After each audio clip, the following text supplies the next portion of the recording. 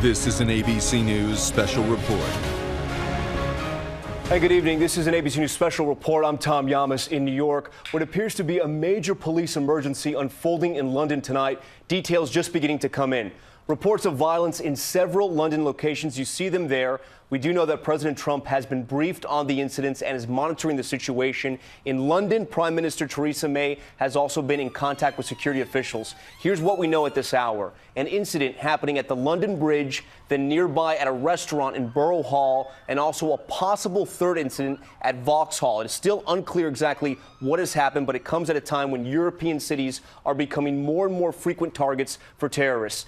And England still reeling from the recent suicide bombing in Manchester just 2 weeks ago.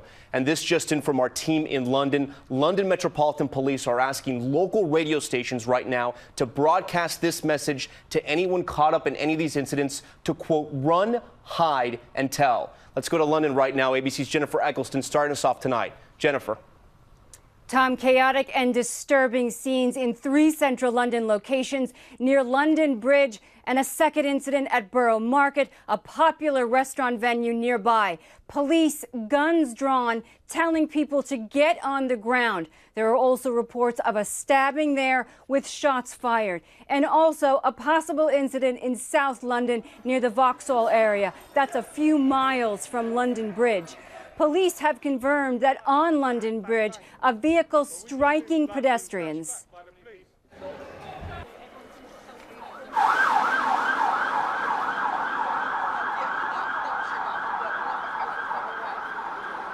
There are reports of injuries, bodies on the ground.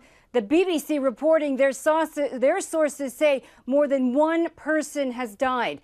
People are being told to leave and avoid the area. Police are also asking radio stations to broadcast to people caught up in this chaos to run, to hide, and to tell police if they see anything untoward. It is a frantic and chaotic scene, eerily reminiscent of the Westminster Bridge attack a few months ago, which killed 5 people.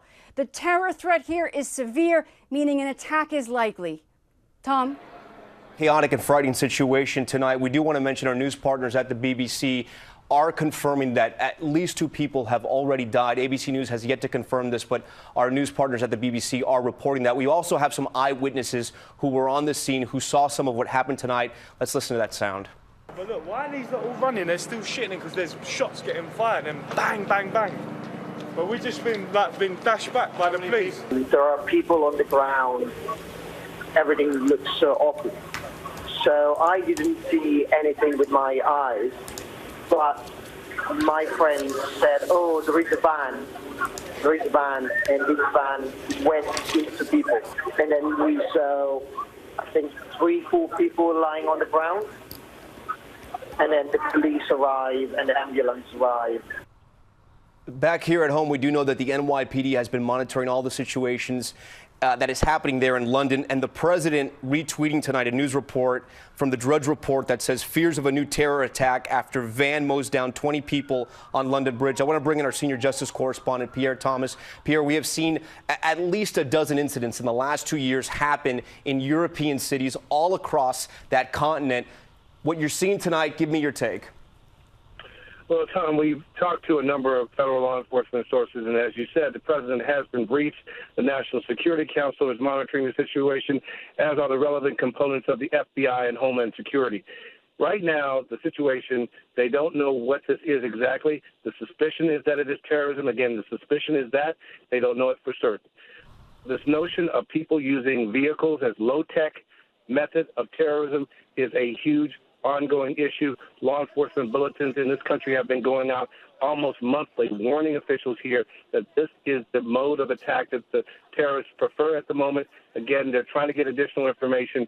One source said, we're getting out of the way, letting the Brits do their work until they can determine what is going on in what is described as a dangerous and ongoing situation, Tom. Pierre, I know it's still very early in the night and we're still getting a lot of the information and all this news is still very fresh. But if these 3 incidents are all connected, this would look to be a larger terror plot and slightly different than some of the lone wolf attacks we've seen recently in Europe.